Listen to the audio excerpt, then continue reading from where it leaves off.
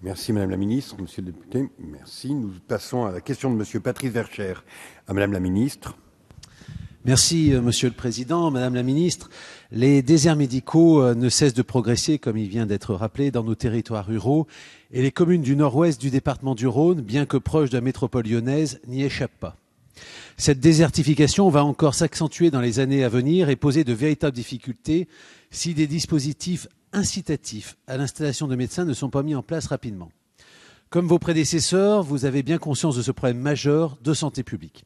Vous avez donc lancé en décembre 2012 le pacte territoire santé qui vise à faire de l'accès de tous les Français à des soins de qualité sur l'ensemble du territoire national une priorité. Mais 2 ans après son adoption, force est de constater que la situation n'a guère évolué dans nos territoires ruraux qui peinent toujours à développer leur offre de santé. Il apparaît plus que jamais indispensable d'explorer de nouvelles pistes comme des mécanismes fiscaux réellement incitatifs qui pourraient être financés en partie par un système de péréquation entre les praticiens des zones de pénurie médicale et ceux des zones où l'offre de soins est abondante.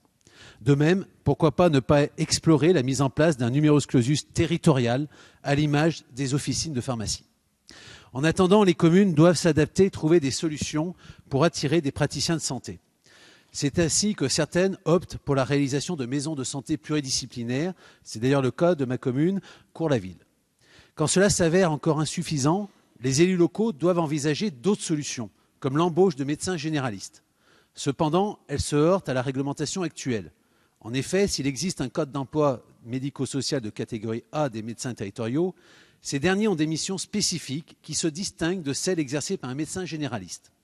La réponse au maintien de professionnels de santé en milieu rural peut être abordée sous un angle non statutaire, notamment par la création d'un centre municipal de santé. Mais la création de tels centres par les municipalités est d'un point de vue administratif relativement complexe à mettre en œuvre. De plus, à l'heure de la baisse des dotations de l'État, se pose un problème lié à la prise en charge de leurs financements qui ne sont pas toujours couverts par les consultations des patients. Madame la Ministre, il devient urgent de lutter contre la fracture médicale qui s'instaure dans nos campagnes. Quelles sont les intentions du gouvernement pour donner aux communes les moyens de lutter efficacement contre cette nouvelle forme de ségrégation? Merci. Madame la Ministre. Merci Monsieur le Président, Monsieur le député Vercher.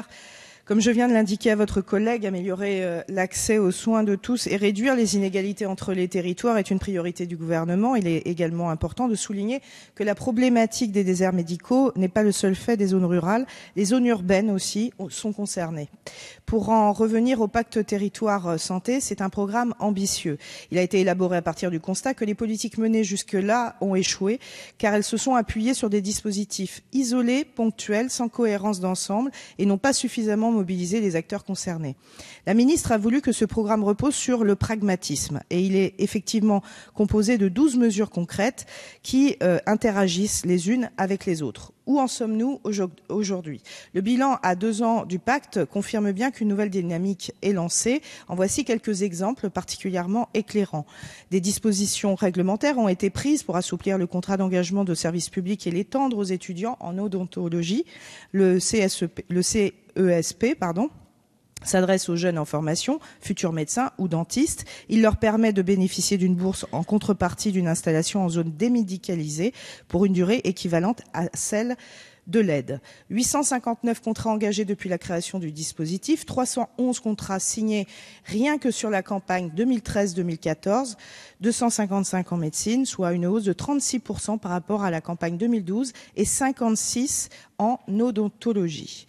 Les premiers recrutements de praticiens territoriaux de médecine générale, objet de l'engagement numéro 3 du pacte, sont intervenus dès septembre 2013. Fin décembre 2013, 180 jeunes médecins avaient déjà adhéré. Devant le succès de ce dispositif qui sécurise les 2 premières années d'installation, 200 nouveaux contrats supplémentaires ont été proposés en 2014 pour atteindre 400 contrats en objectif cible pérenne.